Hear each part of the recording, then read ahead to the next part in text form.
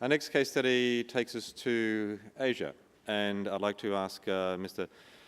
Zhang from the Asian Development Bank to take us through the case study on eco-compensation for watershed services in the People's Republic of China.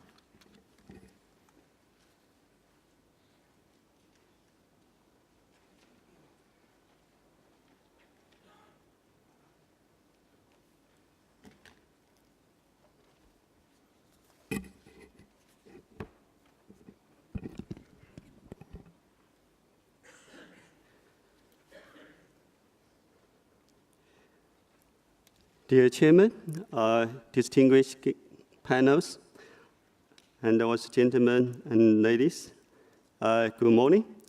I'm very glad to have this chance on behalf of the ADB to share some highlights of our recent development on the eco-compensation scheme in PRC. I would like to share with you three key things. Number one is what triggered the proactive eco-compensation scheme in China. Number two is what the current progress.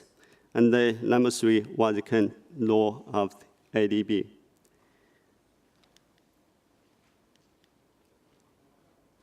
Sorry. Next one.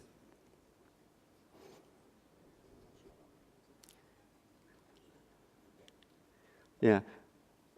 As one of us know, water probably is the most challenging bottleneck problem in China. But three key things constrains the future sustainable development for the country. Number one is water scarcity in the north part of China.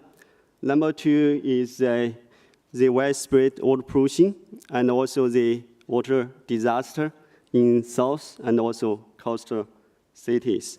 Next. In 1998, this VCV floods affected the government thinking on the environmental sustainable development. That flood caused 3,000 deaths and also 300,000 people homeless. Many experts say, the high rainfall is one of the causes, but more important is the excessive deforestation and also the extension of the agriculture on the sloping land. So the government rethinking the development strategy, so they only focus on the growth, no longer sustainable. So they change the thinking, introduce the new model of the eco-compensation scheme. This scheme is particularly focused on internalize the environmental externality and introduce the economic instruments, particularly the user pays and the beneficiary compensate, and also the polluted charge.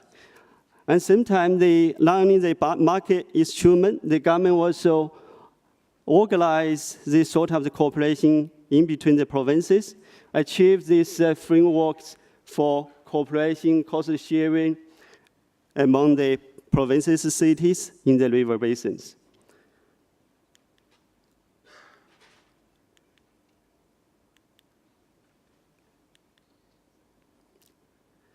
Let me share with you three key features of this eco-compensation scheme in China.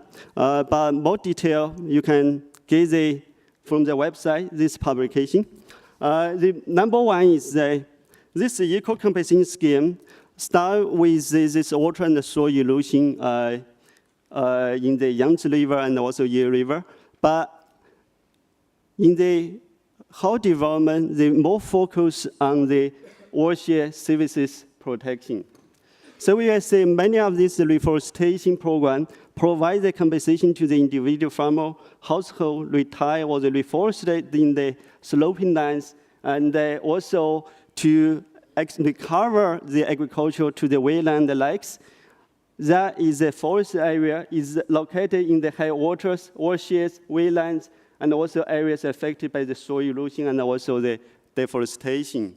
So that is a core benefit for the watershed services. And at the same time, in the last 10 years of development, the type of the watershed equal compensation involves the interprovincial payments, intra-provincial payments, pollution emission trading, and also the water rights trading already. From this mapping, you will see the second feature. The richer provinces seems to take a little bit more proactive pilot in the coastal cities, but the less development provinces, a little bit less developed. So the national government need to, provide a little bit major role in the western provinces. The number 3 features is that many of the market instruments already emerging in the country. So you will see the China Green Carbon Fund, and also the carbon trade system, the environmental change center already established in many cities, and also the eco-certification system also established. So you will see next 2 slides show you this country progress. This slide shows this new payment for watershed services scheme in China from the 1999 to 2008. So you will see from the very limited number of these PWS, right now become this 35 pilot in the nationwide. And also the transaction also move up to the 7.8 billion US dollars. So while this progress demonstrated in some of the provinces, they maintain very robust economic development, but also improve the ecological services. Lastly, let me share with you what the IDB doing with the equal compensation scheme in China. Number 1 is we have a regular policy dialogue with China, but at the same time also involve Southeast Asia countries. So we have this 2009, 2010, 2011, focus on different regions on this payment for ecological services and also the equal compensation scheme.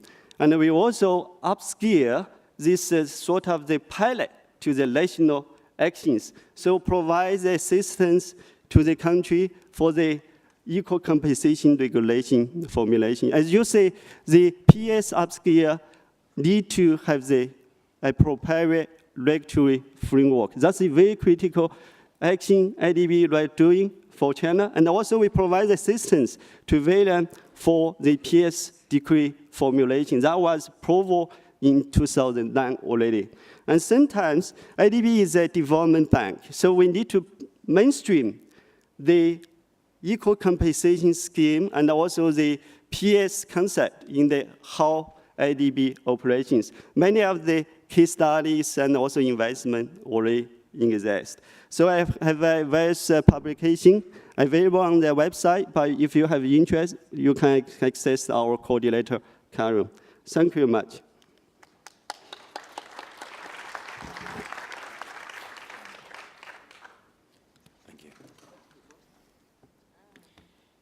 Thank you very much,